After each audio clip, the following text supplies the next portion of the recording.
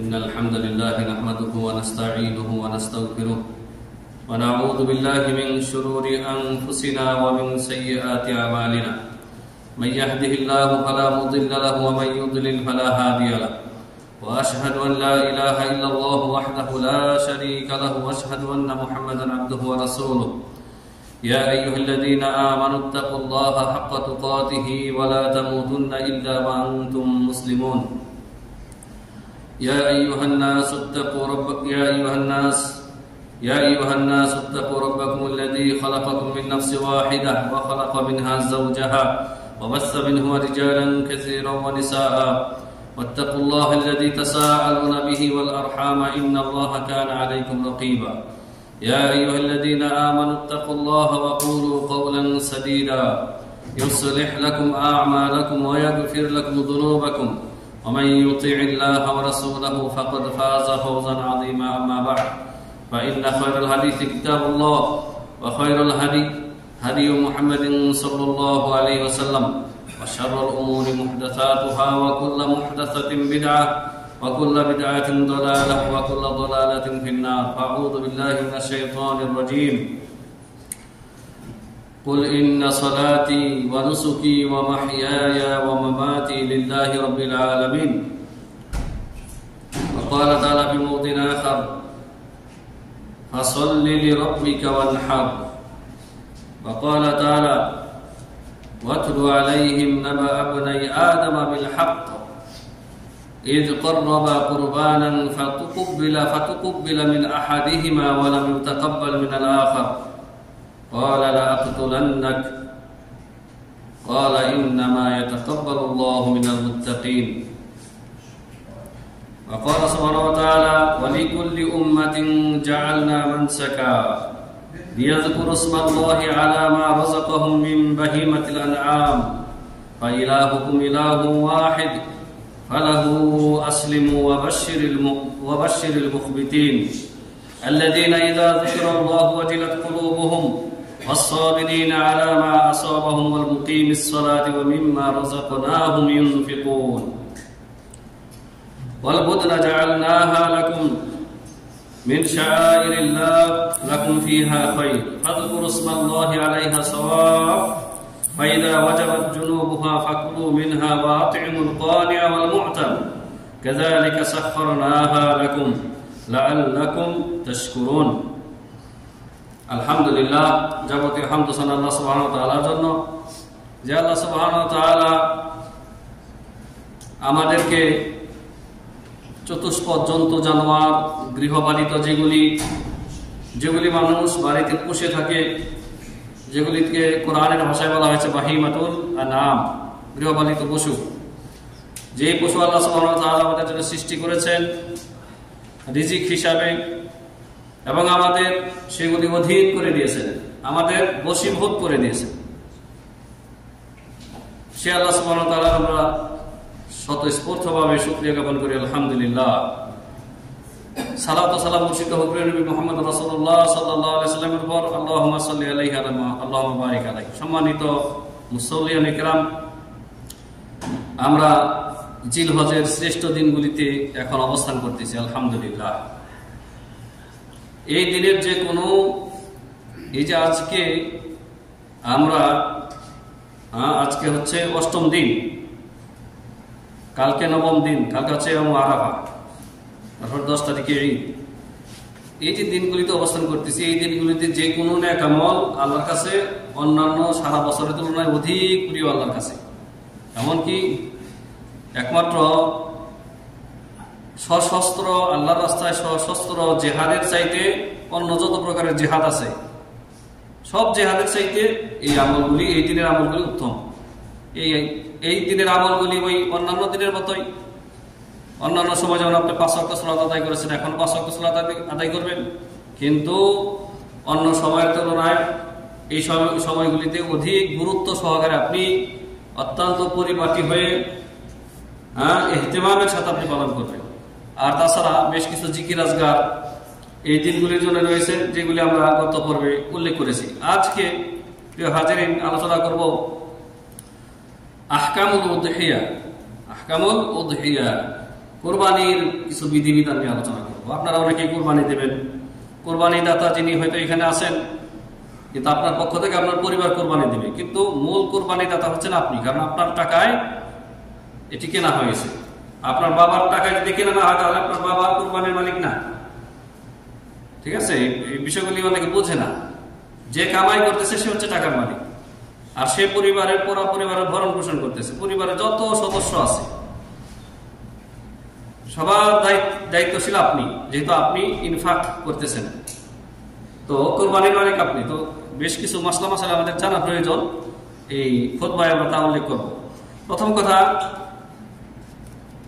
এই উযহিয়া কাকে বলে? উযহিয়া বলা হয় আপনার হজের বাইরে যারা কোরবানি করবেন, এটা এই পশুকে বলা হয় উযহিয়া, বহুবচন হচ্ছে আদাহি। আর হজের ভিতরে হাজি সাহেবগঞ্জ যে কোরবানি করবেন সেটাকে বলা হয় হাদি। কোরআনেই আল্লাহ তাআলা বলেছেন হাদি। তাহলে শব্দগত পার্থক্য জেনে নিলেন, ওটা হচ্ছে হাদি, এটা হচ্ছে উযহিয়া। পশু কিন্তু একই পশু, নাম দুইটা, স্থানের পার্থক্যের কারণে দুইটা নাম হয়ে যাবে, দেখছেন? তো উযহিয়া কাকে বলা হয়? হিয়া মা ইউযবাহু মিন বাহিমাতিল আনআমি আইয়ামাল ঈদ হিয়া মা ইউযবাহু মিন বাহিমাতিল আনআমি আইয়ামাল ঈদিল আযহা তাকাররুবান লিল্লাহি সুবহানাহু ওয়া তাআলা। আল্লাহর সন্তুষ্টি অর্জনের জন্য, তাকাররুবান লিল্লাহ, আল্লাহকে রাজি খুশি করার জন্য ঈদুল আজহাতে যে পশু কুরবানি করা হয় সেটাকে বলা হয় উযহিয়া। সেটাকে বলা হয় কি? উযহিয়া। তাহলে কুরবানির লক্ষ্য উদ্দেশ্য কি? তাকাররুবান ইলাল্লাহ, আল্লাহকে খুশি করা, আল্লাহকে খুশি করা। আমি অনেকগুলি আয়াত শুরুতেই তেলাওয়াত করেছি, এই আয়াতগুলি খুব সংক্ষেপে তরজমা করে দেব প্রথমে। তো এই উযহিয়া এর বিধান কি? মানে ফরজ, ওয়াজিব নাকি সামর্থ্যবানদের জন্য? মতভেদ রয়েছে ফুকাহায়ে কেরামের মধ্যে। তিন আইম্মা, ইমাম আহমদ বিন হাম্বল, ইমাম মালিক, ইমাম শাফি, ইমাম আহমদ বিন হাম্বল রাহিমাহুল্লাহ, তিন ইমামের নিকট হচ্ছে সুন্নাতে মুআক্কাদা। আর ইমাম আবু হানিফা রাহিমাহুল্লাহ তার কাছে হচ্ছে ওয়াজিব। কিন্তু রাজিহ হচ্ছে, গ্রহণযোগ্য মত হচ্ছে, যেটা যে মতটা প্রাধান্য পাবে তা হচ্ছে সুন্নতে মুআক্কাদা, মানে তাকিদ পূর্ণ সুন্নাহ, ওয়াজিব না কিন্তু তাকিদ রয়েছে। মুআক্কাদা বলা হয় যে সুন্নতের তাকিদ রয়েছে। নবী সাল্লাল্লাহু আলাইহি ওয়াসাল্লাম প্রতি বছর কুরবানি করেছেন, কিন্তু ওয়াজিব করে দেননি, ফরজ করে দেননি। তাহলে জেনে নিলাম আমরা যে কুরবানি করা সামর্থ্যবান ব্যক্তির উপরে হচ্ছে সুন্নতে মুআক্কাদা। ছেড়ে দিলে আপনি গুনাহগার হবেন না, পাপী হবেন না।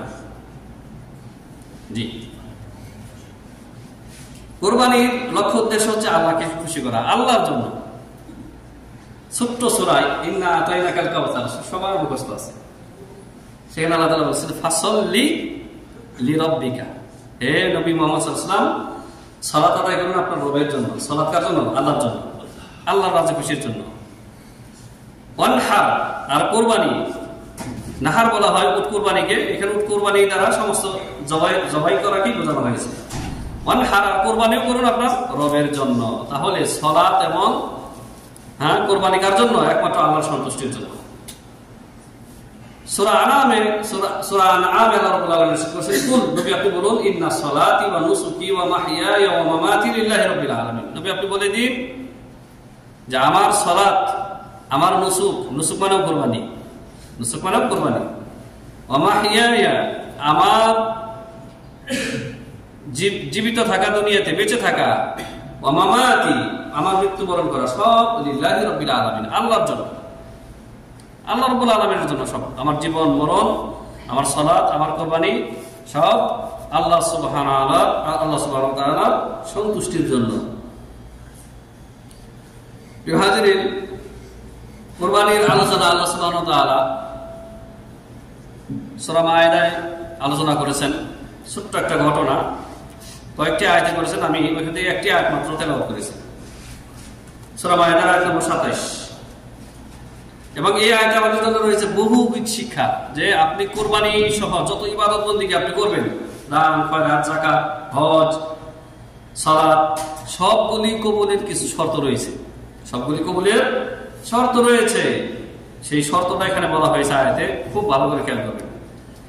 আল্লাহ তাআলা বলেন, নবী আপনি ওয়াতলু আলাইহিম নাবা আবনাই আদম বিল হাক্কি, নবী আপনি আপনার উম্মতের মাঝে আদম আলাইহিস সালামের দুই ছেলে হাবিল কাবিলের ঘটনা বর্ণনা করুন। কার? হাবিল কাবিল, মানব জাতির সর্বপ্রথম দুই সন্তান হাবিল কাবিল, আমাদের ভাই, তাই না?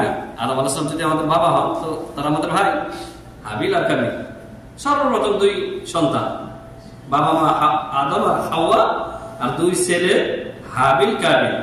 এবং এই হাবিল কাবিলের সাথে দুই মেয়েও রয়েছে, মানে চারজন টোটাল। কয়জন? চারজন। যা হোক, ওদিকে যাচ্ছি না। আল্লাহ বলেছে তাদের কাহিনী আপনি বর্ণনা করুন। কি কাহিনী? ইয কররাবা কুরবানান, যখন এই দুই ভাই কুরবানি করলো, আল্লাহর জন্য কুরবানি করলো। একজন ছিল কৃষক, একজন ছিল কৃষক আর একজন ছিল হাবিল অথবা কাবিল। যা হোক, এটা দৃঢ়তার সাথে মনে না থাকে সমস্যা নেই যে কে কৃষক ছিল কে পশুপালন করতো, এটা বড় কথা না। আসল ঘটনায় আসি। তো দুইজনের একজনের কৃষক ছিল, সে কিছু খাদ্যশস্য পাহাড়ের চূড়ায় রেখে আসলো, কুরবানির নিয়ম সেই যুগে। আর একজন ছিল পশুপালনকারী, সে একটা ভেড়া বা দুম্বা একটা পশু আরেক পাহাড়ের চূড়ায় রেখে আসলো। কোরবানি কবুলের আলামত ছিল আসমান থেকে আগুন এসে জাতটা জ্বালিয়ে দেবে, পুড়িয়ে ভস্ম করে দেবে, তার কোরবানি কবুল হয়েছে। কত বছর আগে, কত হাজার বছর আগে আল্লাহ ভালো জানে। কারণ আদম আলাইহিস সালামের ঘটনা, মানে আদম আলাইহিস সালামের ছেলের ঘটনা, দুই ছেলের ঘটনা, মানে সর্বপ্রথম মানব জাতির প্রথম একদম। যা হোক, হাবিলের কোরবানি কবুল হয়ে গেল। হাবিল, কাবিলেরটা কোরবানি কবুল হলো না। আসমান থেকে আগুন এসে হাবিলের যে পশু ছিল সেটা জ্বালিয়ে দিল, আর কাবিল তার অন্তরের তাকওয়া ছিল না, অন্তরের নিয়তে গড়বড় ছিল, তার কোরবানি কবুল হলো না। কবুল করলেন না আল্লাহ। দোষ কি ভাইয়ের? দোষ তোর ভাইয়ের না, কিন্তু হিংসা। দেখেন, মানব জাতির মধ্যে সর্বপ্রথম হিংসা, বিদ্বেষ এই দুই ভাইয়ের মধ্যে। দুই ভাইয়ের দুইজন না, একজনের মাত্র। এই কাবিল বললো লাখ তোলার নাকা, আমি তোমাকে অবশ্যই হত্যা করবো। মানে রাগটা ঝাড়তেছে এখন ভাইয়ের উপর, মায়ের পেটের ভাই, কারো পরে রাগ ঝাড়তেছে, লাখ তোলার নাকা, আমি তোমাকে খুন করবো। হাবিল বলেন যে আমার কি দোষ ভাই? ইন্নামা ইয়াতাকাব্বালুল্লাহু মিনাল মুত্তাকিন, আল্লাহ তো কেবলমাত্র কবুল করে থাকেন মুত্তাকিদের কাছ থেকে। তাকওয়াবান, যারা তাকওয়ার অধিকারী, আল্লাহকে পরহেজ করে চলে, আল্লাহর ফরজ ওয়াজিবাত সুন্দরভাবে যারা পালন করে, হারাম না জায়েজ থেকে যারা বেঁচে থাকে, এরা হচ্ছে মুত্তাকি। কারণ তাকওয়ার শব্দের অর্থ হচ্ছে বেঁচে থাকা।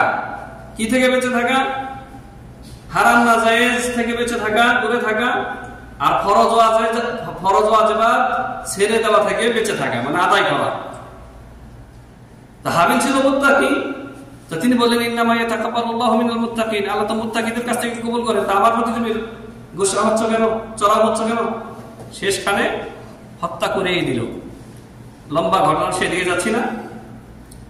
আল্লাহ তাআলা বলেছেন ফাতাওয়াআত লাহু নাফসুহু ক্বাতলা আখিহি ফাকাতালা, তার ভিতরে শয়তান নফসে আম্মারা ওয়াসওয়াসা দিতেই থাকলো, শেষ মুহূর্তে ভাইকে খুন করেই ছাড়ল। মানব জাতির ইতিহাসে সর্বপ্রথম খুন। এই জন্য কিয়ামত পর্যন্ত নবী সাল্লাল্লাহু আলাইহি ওয়াসাল্লাম ইরশাদ করেছেন, কিয়ামত পর্যন্ত যত খুন হবে এই পৃথিবীতে, এই খুনের এক ভাগ করে গুনাহ পাপ এই কাবিলের আমলনামায় জমা হবে। কারণ কি? এই মন্দ কাজ, এই যে জঘন্য কাজ, হত্যাকাণ্ডের মতো জঘন্য কাজ পৃথিবীতে সর্বপ্রথম চালু করেছে এই কাবিল, ভাইকে হত্যা করার মাধ্যমে। তাহলে এখান থেকে কি জানা গেল? যে ইন্নামা কালিমাতুল হাসর, আরবি ব্যাকরণে ইন্নামা যে বাক্যের উপরে আসে, যে বাক্যের আগে আসে, ওই বাক্যের পরে, ওই ইন্নামার পরে যে শব্দগুলি আসে, এছাড়া আর কিছু না। ইন্নামা ইয়াতাকাব্বালুল্লাহু মিনাল মুত্তাকিন, আল্লাহ তাআলা কেবলমাত্র শুধুমাত্র মুত্তাকিদের কাছ থেকে আমল কবুল করেন, মুত্তাকি ছাড়া অন্যের কাছ থেকে কবুল করেন না। তাহলে এই যে কুরবানি, এখানে কিছু ইঙ্গিত দিয়ে যায়। আপনাদের কুরবানি কবুল হওয়ার ক্ষেত্রে বেশ কিছু বাধা আপনাদের সামনে আসতেছে বা এসেছে। কুরবানির গরু কেনার ক্ষেত্রে জোয়ার মতো আপনার দাম বাড়ানো, একটা গরুর দাম আপনারা সোশ্যাল মিডিয়াতে দেখতেছেন এত না, কিন্তু 1 কোটি ছাড়িয়ে গেছে পাল্লাপাল্লি। বড় লোক, হারাম লোক, অবৈধ মতে কোটি কোটি টাকা কামিয়েছে। ওদের ঈদ হচ্ছে ওদের একটা অনুষ্ঠান, ইবাদত না, ওদের কাছে একটা অনুষ্ঠান মাত্র। কোরবানি করবে, মানে জবাই করবে, খাবে, আমল ফুর্তি করবে, হ্যাঁ আমল ফুর্তি করবে, হালাল হারামের কোনো বাদ বিচার নেই। কেরানি সাহেব বেতন হলো আপনার 15,000 টাকা, কোরবানি দেয় হচ্ছে আপনার 50 লাখ টাকা গরু, বুঝেন না? সরকারি কর্মকর্তা হাদাহুল্লাহ, আল্লাহ তাদেরকে হেদায়েত দিক। আপনাদের কারো আত্মীয় স্বজন থাকে রাগ করেন না, এদের ম্যাক্সিমাম ইল্লা মাশাআল্লাহ অল্প কিছু ছাড়া ম্যাক্সিমাম হারাম কর। একেবারে পিয়ন থেকে শুরু করে, যদি পিয়নও হয় বেতন হচ্ছে 10,000 টাকা, 8,000 টাকা, ওর গাড়ি বাড়ির মালিক, ও পর্যন্ত ঘুষ খায়। একটা ফাইল আপনাকে লিখে দিবে, একটা দরখাস্ত লিখে দিবে, একটা ফাইল ফর্ম পূরণ করে দেবে, সেখানে সেটা ওর দায়িত্ব, ও আপনাকে বুঝিয়ে দেবে এটা ওর দায়িত্ব, ওর চাকরি। ওখানে আপনার কাছ থেকে 50 টাকা খেয়ে নিচ্ছে। আর দিনে যদি আপনার মতো 100 লোকের কাছ থেকে 50 টাকা খায়, কত টাকা চিন্তা করেন? হারাম। তো এই হারাম খোরদের কোরবানি আল্লাহ কবুল করবেন না, নিশ্চিত থাকেন। কারণ মাকসাদ হারাম, হারাম উপার্জন। তারপরে আপনার কোরবানির গরু কেনার পরে সেলফি তুলে অনলাইনে সোশ্যাল মিডিয়াতে প্রচার করা, গরুর সাথে নিজেও আর এক গরু বিভিন্ন ভঙ্গিমাতে সেলফি তুলে প্রচার করতেছে। এগুলি হচ্ছে কি রিয়া। রিয়া মানে কি? লৌকিকতা, লোক দেখানো আমল, লোকের কাছ থেকে বাহাবা ভাবে, ইস কত বড় কোরবানি দাতারে, কোটি টাকা দিয়ে গরু কোরবানি করেছে, গরু কিনেছে। আর রিয়া সম্পর্কে বলছেন, আর রিয়া বা শিরকুল আসগার, রিয়া হচ্ছে সর্বনিম্ন ছোট শিরিক, সর্বনিম্ন ছোট শিরিক। কারণ আপনার ইবাদতটা লোকানো জরুরি ছিল, একমাত্র আল্লাহর জন্য করতেছেন আপনি আমলটা, হ্যাঁ কোরবানি আল্লাহর সন্তুষ্টির জন্য। সেইখানে আপনি প্রচার করে বেড়াচ্ছেন, দেখো দেখো আমি কত বড় গরু কিনেছি, এটা আমার কোরবানির জন্য বরাদ্দ। আপনি প্রচার করতেছেন মানে আপনি লোকের কাছ থেকে, এটাকে আরবিতে বলা হয় সুমআ। সুমআ মানে লোকের প্রশংসা করানো। এগুলি আপনার আমলকে নষ্ট করে দেবে। সাবধান, যদি কোরবানির গরু কিনে থাকেন তাহলে হালাল টাকাতে কিনবেন, 1 নম্বর। 2 নম্বর হচ্ছে যদি হালাল টাকাতে কিনবেন, হালাল টাকাতে কেনার পরেও এই সমস্ত ফালতু কাজকর্ম থেকে আপনার পরিবারে যারা বখাটে পোলাপান রয়েছে, আপনার ছোট ভাইটাই, এদেরকে নিষেধ করবেন কড়াকড়ি ভাবে। সাবধান, এগুলি ছবি সোশ্যাল মিডিয়াতে, ফেসবুকে, ইউটিউবে দিবে না, আপনার আমল নষ্ট করে দেবে। আল্লাহ সুবহানাহু ওয়া তাআলা ইরশাদ করেছেন, আমি সূরা হজের 34 থেকে একেবারে 37 নম্বর আয়াত পর্যন্ত হজের নিয়মাবলী আল্লাহ তাআলা বলেছেন। আর কারা কোরবানি করে, কারা আল্লাহর অনুগত, তাদের সিফাত কি, গুণাবলী কি, তাদের বৈশিষ্ট্য কি, এটা আল্লাহ রাব্বুল আলামিন ইরশাদ করেছেন। আল্লাহ তাআলা বলেছেন, লিকুল্লি উম্মাতিন জাআলনা মানসাকা, আমি প্রত্যেক উম্মতের জন্য কোরবানির বিধিবিধান দিয়েছি। এমন না যে শুধু উম্মতে মুহাম্মাদীকে আল্লাহ কোরবানির বিধিবিধান দিয়েছেন, না, প্রত্যেক উম্মতের উপরে কোরবানির বিধান ছিল।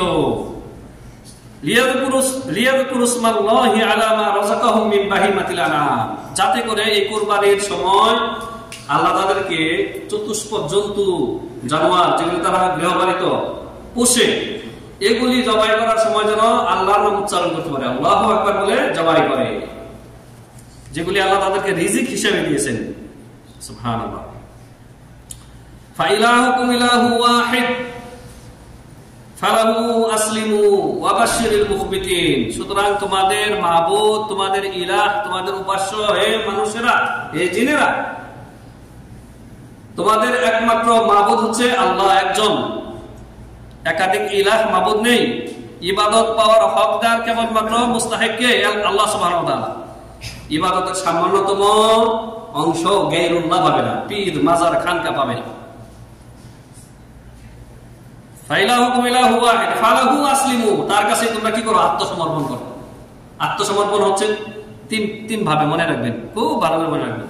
আল ইসতিসলামু লিল্লাহি বিত-তাওহীদ, আল্লাহর একত্ব মেনে নেওয়ার সাথে সাথে, তাওহীদ বাস্তবায়নের সাথে সাথে আল্লাহর কাছে আত্মসমর্পণ করা, তাওহীদ মেনে নেওয়ার সাথে, তাওহীদের রুবুবিয়্যাহ, তাওহীদের উলুহিয়্যাহ, তাওহীদ আসমা ওয়াস সিফাত, এগুলো সম্পর্কে বিস্তারিত জেনে নেবেন। ওয়াল ইনকিয়াদু লাহু বিত্তাআত, আনুগত্যের সাথে ফরমানদারি করা, আনুগত্যের সাথে ফরমানদারি মেনে নিতে হবে। আল্লাহ কি কেন প্রশ্ন করা যাবে না, আল্লাহর বিধানের ক্ষেত্রে কি কেন প্রশ্ন করা যাবে না। যা ফরজ ওয়াজিব করা হয়েছে তা শির নত করে মেনে নিয়ে পালন করতে হবে। আল ইনকিয়াদু লাহু বিত্তাআত। 3 নম্বর হচ্ছে ওয়াল বারাআতু মিনাশ শিরকি ওয়া আহলিহি, শিরক এবং মুশরিক থেকে সম্পর্কচ্ছেদ করতে হবে, যদিও ওই মুশরিক আপনার বাবা হোক না কেন। বাবা কবর পূজারী, মাজার পূজারী, এই বাবার সাথে অন্তরের ভালোবাসা রাখা যাবে না, অন্তর থেকে মহব্বত করা যাবে না। নিজের সন্তান কবর পূজারী, মাজার পূজারী, স্ত্রী কবর পূজারী, মাজার পূজারী, গায়রুল্লাহর পূজারী, এর সাথে অন্তরের ভালোবাসা থাকবে না। যতদিন দুনিয়াতে একসাথে আছেন দাওয়াত দিয়ে যেতে হবে, দাওয়াত দিয়ে যেতে হবে। যেমন ইব্রাহিম আলাইহিস সালাম তার বাবা আজরকে দাওয়াত দিয়েছেন, বুঝতে পেরেছেন? আজর কে ছিল? মূর্তি পূজারী। ইব্রাহিমের বাবা ইব্রাহিম আলাইহিস সালাম তিনি হচ্ছেন তাওহীদবাদীদের লিডার, মুওয়াহিদদের তিনি নেতা। আর তার বাবা আজর হচ্ছে মূর্তি শুধু পূজারী না, মূর্তি বানায়, ফ্যাক্টরি তার কাছে, মূর্তি বানিয়ে বিক্রি করে, সমাজে সাপ্লাই দেয়।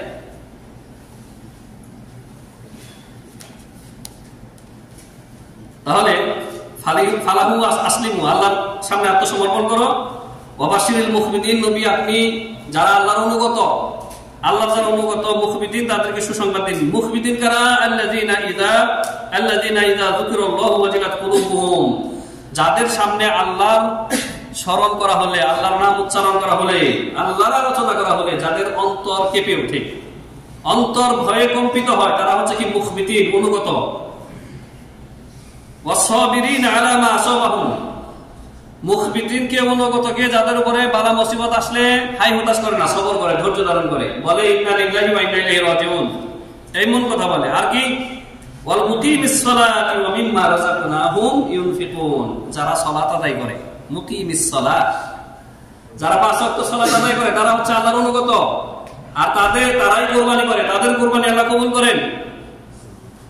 ওয়া মিম্মা রাযাকনাহুম ইউনফিকুন, আল্লাহ বলেছেন যে আমি যা তাদেরকে রিজিক হিসেবে দিয়েছি তা থেকে তারা ব্যয় করে, খরচ করে, মানে ফরজ যাকাত দেয় 1 নাম্বার।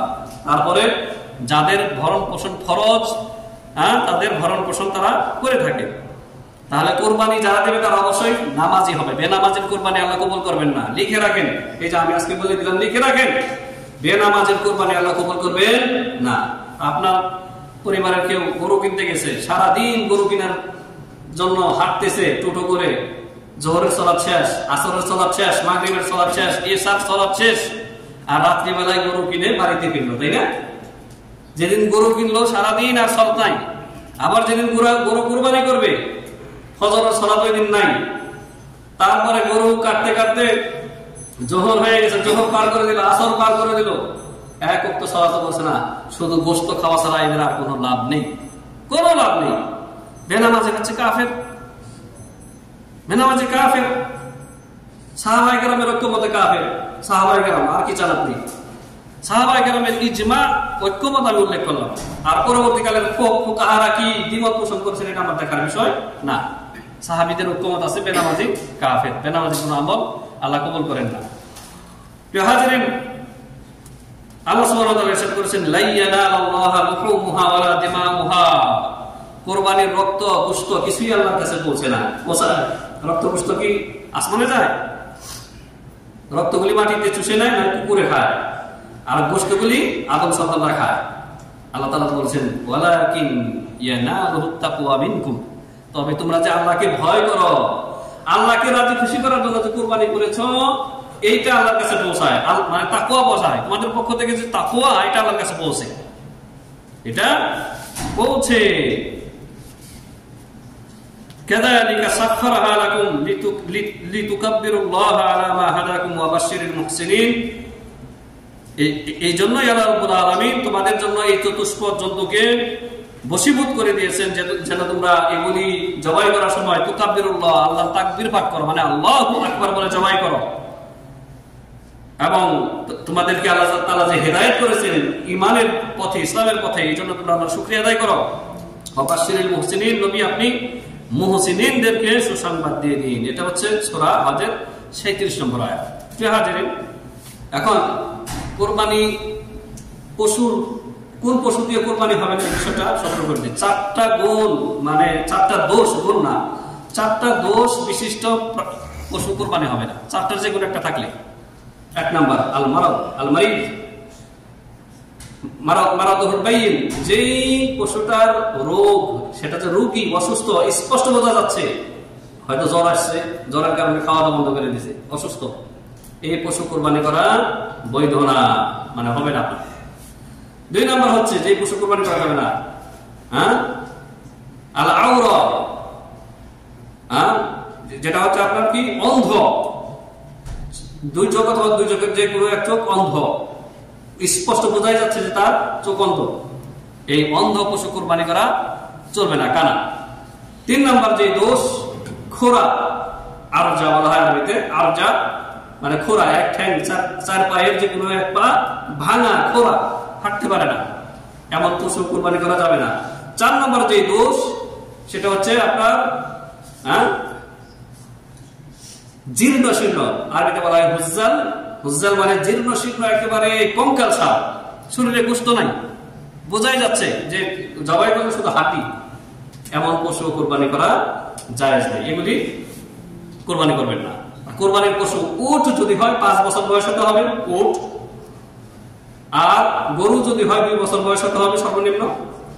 ভেড়া, বকরি, ছাগল যত প্রকারের রয়েছে, এগুলির জন্য হচ্ছে সর্বনিম্ন 1 বছর, 1 সাল, ঠিক আছে? এগুলি হচ্ছে বয়সের ভিত্তি। তো এগুলি যারা পশু কেনা বেচা করে পারে, তারা এগুলি ভালো বুঝে, অনেক সময় আমাদের চাইতে ভালো বুঝে, তারা দাঁত দেখে বুঝে, হয়তো অনেক সময় আমরা ধোকা খেয়ে যাবো, কিন্তু তারা ঠিকই বোঝে। তো এই 4 শ্রেণীর দোষ বিশিষ্ট প্রাণী কোরবানি দেওয়া যাবে না। কারণ আপনার কোরবানির যে পশু কিনা হয়েছে বা কিনবে, তাদেরকে বলে দিবেন স্পষ্ট ভাবে যে অসুস্থ যেন না হয়, কানা যেন না হয়, খোরা যেন না হয়, আর কঙ্কাল সার যেন না হয়, এগুলি আল্লাহর রাস্তায় কোরবানি চলবে না। হাজিরিন, কোরবানির যারা ভাগে কোরবানি দিতে চান, হয়তো একা দেওয়ার সামর্থ্য নেই, একটা বকরি কেনার, তাহলে এরও দলিল রয়েছে 1400 বছর যাবত নবী সাল্লাল্লাহু আলাইহি ওয়াসাল্লামের যুগ থেকে আজ পর্যন্ত কোনো ফকিহ দ্বিমত পোষণ করেন নাই। সুতরাং কারো ফতোয়া যদি এরকম শুনেন যে মুকিম অবস্থায়, মানে বাড়িতে অবস্থান করা অবস্থায় ভাগে কোরবানি চলবে না, তাদের এই ফতোয়া হচ্ছে বাতিল, বাতিল। ইবনে আব্বাস রাদিয়াল্লাহু আনহু বলেন, কুননা মা নবী সাল্লাল্লাহু আলাইহি ওয়াসাল্লাম ফিস সাফারি ফাহাদারাল আদহা, আমরা নবী সাল্লাল্লাহু আলাইহি ওয়াসাল্লামের সাথে, ইবনে আব্বাস বলেন, আমরা নবী সাল্লাল্লাহু আলাইহি ওয়াসাল্লামের সাথে ছিলাম একটি সফরে, ভ্রমণে, সফরকালে, আর ঈদুল আযহা উপস্থিত হলো। ফাশতারাকনা ফিল বাকারাতি সাবান, ফিল বাকারাতি সাবান ওয়া ফিল জাযুরি 10। আমরা ভাগে কুরবানি দিলাম, গরুতে 7 জন শরীক হলাম, উটে 10 জন শরীক হলাম, উটে 10 জন। এখন কেউ যদি বলে যে এটা হাদিস হচ্ছে সফরের জন্য খাস, কে খাস করলো আপনার জন্য? যে সফরে এই বিধান নাজিল হয়েছে, বিধায় মুকিম অবস্থায় করা যাবে না, তাহলে সফরে তো অনেক বিধান নাজিল হয়েছে। তায়াম্মুমের বিধান তো, তায়াম্মুম পানি না থাকে যে তায়াম্মুম করা, সেটা তো সফরে নাজিল হয়েছে, সেটা আপনি মুকিম অবস্থায় করেন কেন? এক কথা, এটা কোন খাস না, খাসের কোনো দলিল নাই যে নবী সাল্লাল্লাহু আলাইহি ওয়াসাল্লাম সফরের সাথে খাস করেছেন, এই জন্য এটি সফরের ছাড়া আর মুকিম অবস্থায় চলবে না। সর্ব অবস্থায় এই ভাগে কোরবানি একটা স্বতঃস্ফূর্ত বৈধ একটা বিষয়, আপনারা করে যাবেন, কোনো সমস্যা নেই। আর আরেকটি প্রশ্ন অনেকে করে থাকে, কিছু অজ্ঞ ভাইরা, তারাও দেখি ফতোয়াবাজি শুরু করেছে অনলাইন জগতে। দেখো তো অনলাইন মিডিয়া তো যার যার হাতে, ফতোয়া দিতে আর কোনোই লাগে না। বলতেছে মহিষ কোরবানি করা নাকি বিদআত, অথচ যে ভাই কথা বলতেছেন, আমার জানা মতো ওই ভাই আরবির একটা পৃষ্ঠা তো দূরের কথা, একটা লাইনও, যে জবর সারা যে আরবি, একটা লাইনও সে করতে পারে না। মানে মাদ্রাসায় পড়াশোনা করে নাই, হাদিসের ইবারত করতে পারে না, ফকিহগণের যে ফিকহের কিতাব রয়েছে, 2টা ফিকহের কিতাব পড়ে তুলনামূলকভাবে কোন মাসালাটা শক্তিশালী, এরকম ক্ষমতা তার নেই বের করা, আর সে ফতোয়া দিচ্ছে মহিষ কোরবানি করা বিদআত। এ আরেক জাহেল, আরেক জাহেল। মহিষকে আরবিতে বলা হয় জামুস, জামুস। জামুস হচ্ছে নওমিনাল বাকার, নওমিনাল বাকার, গরুরই একটি প্রজাতি হচ্ছে মহিষ। স্বতঃস্ফূর্তভাবে আপনারা কোরবানি করবেন, এই সমস্ত মূর্খদের কথা শুনবেন না। বাংলা ভাষাভাষীদের মধ্যে ফতোয়া যদি জানতে হয়, আমাদের যোগ্য ওলামায়ে কেরাম রয়েছেন, শীর্ষস্থানীয় ওলামায়ে কেরাম, তাদের কাছে জেনে নেবেন। আর এই সমস্ত এই মিডিয়াতে একটা দেখে নিলেন আর বললেন হ্যাঁ জায়েজ না, তাহলে মহিষ দিয়ে কোরবানি করবেন, কোনো ইশকাল নেই, কোনো সমস্যা নেই। কোরবানির মধ্যে আরেকটা যে ভুল আপনারা করে থাকেন বা আমরা করে থাকি, কোরবানির চামড়া বিক্রি করা যাবে না, কারণ ওটা আল্লাহর জন্য নিবেদিত না, আল্লাহ সন্তুষ্টির জন্য জবাই করছেন না। কোরবানির গোশত কি বিক্রি করা যায়? আছে গোশত যদি বিক্রি করা যায় না হয়, ওর চামড়া জিল ওটাও বিক্রি করা যায় না, ওটা গরিবকে দান করে দিতে হবে। গরিব বিক্রি করবে, ফকির বিক্রি করে ও লাভবান হবে, ওর জন্য চাইছে। কিন্তু আপনি বিক্রি করে টাকা দিয়ে ওই টাকা হয়তো দান করে আবার নেকি কামাইবেন, এটা চলবে না, এটা চলবে না। হয়তো মাদ্রাসা ছাত্রদের উদ্দেশ্যে দিয়ে দিবেন অথবা ফকির মিসকিনকে দিয়ে দিবেন, এক কথা ওটা দান করে দিতে হবে। আর হচ্ছে জাজ্জার বলা হয় যাকে, মানে কসাই যাকে দিয়ে জবাই করবেন, এখন তো হুজুরকে দিয়ে সবাই জবাই করে, তাই না? আলাদা ফজিলত মনে করে, আসলে কিছু কোনো ফজিলত নাই। নিজের কোরবানি নিজে করবেন। এমনকি যদি আপনার স্ত্রী কোরবানি করতে পারে, আপনার স্ত্রী সেই করবে। আসমা রাদিয়াল্লাহু আনহা, আসমা বিনতে আবু বকর রাদিয়াল্লাহু আনহুমা, তিনি নিজে হাতে কোরবানি করেছেন মহিলা হয়ে, হাদিসে প্রমাণ রয়েছে। তো আপনার স্ত্রী কোরবানি করে সমস্যা কি? কোনো সমস্যা নেই। তো কসাই যিনি, সে হুজুর হোক আর অন্য কেউ হোক, তাকে আলাদা পারিশ্রমিক দিবেন, ওই গোশতের থেকে মজুরি দিবেন না, এটাও হারাম। ভালো করে মনে রাখবেন। কারণ নবী সাল্লাল্লাহু আলাইহি সাল্লাম যখন বিদায় হজে কুরবানি করলেন, আলী রাদিয়াল্লাহু তাআলা আনহুকে বাকিগুলি কুরবানি করালেন। আলী রাদিয়াল্লাহু তাআলা আনহু বলেন যে আমরা কসাইকে গোশত থেকে কোনো মজুরি দেইনি, আলাদা পারিশ্রমিক দিয়েছি, স্পষ্ট হাদিস রয়েছে। সুতরাং কসাইকে বা হুজুরকে যাকে দিয়ে জবাই করাবেন, তাকে গোশতের থেকে কোনো পারিশ্রমিক দিবেন না, আলাদা টাকা দিবেন ওকে। এই গোশতের থেকে, গোশতকে আপনি পারিশ্রমিক হিসেবে দিবেন না, এটা জায়েজ নেই। তো আশা করি মোটামুটি প্রয়োজনীয় মাসালাগুলো চলে এসেছে। আর ভাগ বন্টন সমাজে, আমাদের সমাজে বিভিন্ন রকম সিস্টেম রয়েছে। এক কথায় আল্লাহ তাআলা যেমনটি বলেছেন যে ফাকুলু মিনহা ওয়া আতইমুল কানিয়া ওয়াল মু'তার, তোমরা খাও, তোমরা নিজেরা খাও, আর যে সমস্ত অভাবী কিন্তু আত্মমর্যাদার কারণে চাইতে পারে না, এদেরকে বলা হয় কানে, মানে পরিতুষ্ট, যেভাবে আছে অভাব হয়েও সে পরিতুষ্ট আছে, কাউকে বলে না, কিন্তু ওর চলাফেরার লক্ষণ ভাব দেখে বোঝা যায় অভাবে আছে। দেখেন, একে আল্লাহ তাআলা বলেছেন কানিআ, একে খাওয়াও, একে দাও, এ না চাইলে ওকে তুমি ঘরে গিয়ে চুপচাপ দিয়ে আসো। ওয়াল মু'তার বলা হয় যে লজ্জা শরম ভেঙে চায়, অভাবী কিন্তু আর সামলাতে পারছে না নিজেকে, ভাই আমাকে দেন, আমি অভাবী দরিদ্র, চাচ্ছে, ওকেও দেন। আল্লাহ বলেছেন এই দুই শ্রেণীর অভাবীকে, যে চায় যে চায় না, উভয়কে খাওয়াও, তোমরা নিজেরা খাও, আর অভাবী দুই শ্রেণীর অভাবীকে তোমরা খাওয়াও, মিসকিনদেরকে খাওয়াও। তো কোরবানির গোশতের ভাগ বন্টনের আলাদা কোনো নিয়ম নীতি বর্ণিত হয়নি। আপনি খাবেন, আপনার পরিবারকে খাওয়াবেন, আত্মীয় স্বজনকে খাওয়াবেন, আশেপাশের ফকির, হতদরিদ্র, মিসকিন যারা রয়েছে, হ্যাঁ, এদেরকে আপনি খাওয়াবেন। আল্লাহ সুবহানাহু ওয়া তাআলা আমাদেরকে আল্লাহর সন্তুষ্টির জন্য স্বতঃস্ফূর্তভাবে এই পশুগুলি, যে পশুগুলি আল্লাহ তাআলা আমাদেরকে রিজিক হিসেবে দান করেছেন, এই পশুগুলি জবাই করা, কুরবানি করা তৌফিক দান করুন, আল্লাহুম্মা আমিন। বারাকাল্লাহু লানা ওয়া লাকুম ফিল কুরআনিল আযীম ওয়া নাফা'নি ওয়া ইয়্যাকুম বিল আয়াতি ওয়াজ যিকরিল হাকীম ওয়া aqulu qawli hadha astaghfirullahal আযীম ওয়া লাকুম ওয়া লিসাইরিল মুসলিমিন ফাস্তাগফিরুহু ইন্নাহু হুয়াল গফুরুর রাহিম। আলহামদুলিল্লাহি ওয়াহদাহু ওয়াসসালাতু ওয়াসসালামু আলা মান লা নাবিয়্যা বা'দা ওয়া আলা আলিহি ওয়া সাহবিহি আজমাইন। প্রিয় হাজিরিন, তাহলে যেই পশু আল্লাহ তাআলা দিলেন রিজিক হিসাবে, হ্যাঁ, সেই পশু গায়রুল্লাহর জন্য জবাই চলবে? মাজারের জন্য, পীরের জন্য, বাবার জন্য না। আল্লাহর জন্য যেটি করতেছেন এটা হচ্ছে ইবাদত। আর এটি যখন আপনি কোন খানকায়, কোন দরবারে, কোন জিন্দা পীর, মুর্দা পীরের মাজারে গিয়ে করবেন, কোন বেদির সামনে গিয়ে করবেন, সেটা হবে শিরক, আশরিকু বিল্লাহ। নবী সাল্লাল্লাহু আলাইহি ওয়াসাল্লাম বলেন মান যাবাহা লিগাইরিল্লাহ ফাকাদ আশরাকা, মান যাবাহা লিগাইরিল্লাহি ফাকাদ আশরাকা। যেই ব্যক্তি গায়রুল্লাহর জন্য, আল্লাহ ছাড়া যারা রয়েছে সবাই গায়রুল্লাহ, এক আল্লাহ ছাড়া যা কিছু যারা রয়েছে সব গায়রুল্লাহ, মালায়েকা গায়রুল্লাহ, আম্বিয়া গায়রুল্লাহ, আউলিয়া গায়রুল্লাহ, সালিহিন গায়রুল্লাহ, সবাই গায়রুল্লাহ। মান যাবাহা লিগাইরিল্লাহি ফাকাদ আশরাকা, যেই ব্যক্তি গায়রুল্লাহর জন্য জবাই করলো সেই ব্যক্তি শিরক করলো, সে মুশরিক। সে কি? মুশরিক। আমরা তাওহীদের কথা অত্যন্ত শক্তভাবে বলি, শিরককে মূলোৎপাটন করার জন্য আমরা জোরদার দিয়ে থাকি। এই জন্য আমাদের কথা খুব একটা মজা লাগে না, কারণ ফজিলত খুব একটা বলতে পারি না। আমরা পারি, কিন্তু ফজিলত বলে লাভ কি যদি ভিতরে শিরক থাকে? শিরিক বিদআতে উম্মত ডুবে আছে, সেগুলোর দিকে আমাদেরকে গুরুত্ব দিতে হবে। আল্লাহ রাব্বুল আলামিন আমাদেরকে তাওহীদ আল্লাহর একত্ব, তাওহীদের রুবুবিয়্যাহ, তাওহীদে উলুহিয়্যাহ, তাওহীদে আসমা ওয়াস সিফাত, এগুলি একমাত্র আল্লাহর জন্য আল্লাহ রাব্বুল আলামিন সাব্যস্ত করার, কায়েম করার তৌফিক দান করুন। আল্লাহুম্মা আমিন। আল্লাহ সুবহানাহু ওয়া তাআলা আমাদের হাজীগণ যারা এখন হজের ময়দানে রয়েছেন, আজকে তারা ইয়াউমুত তারবিয়াতে আছে, কালকে আরাফায় যাবেন, সারাদিন আরাফাতে ধুলায় ধূসরিত হয়ে মুতাযাল্লিলিন মুতাখাশশিন হয়ে আল্লাহর দরবারে দোয়া করবে। আল্লাহ রাব্বুল আলামিন তাদের হজগুলো যেন হজে মাকবুল হিসেবে কবুল করেন। আল্লাহুম্মা আমিন। তাদেরকে যেন আল্লাহ রাব্বুল আলামিন পাক পবিত্র করে তারপরে এই দেশ থেকে নিজ নিজ গন্তব্যে পৌঁছে দেন। আল্লাহুম্মা আমিন।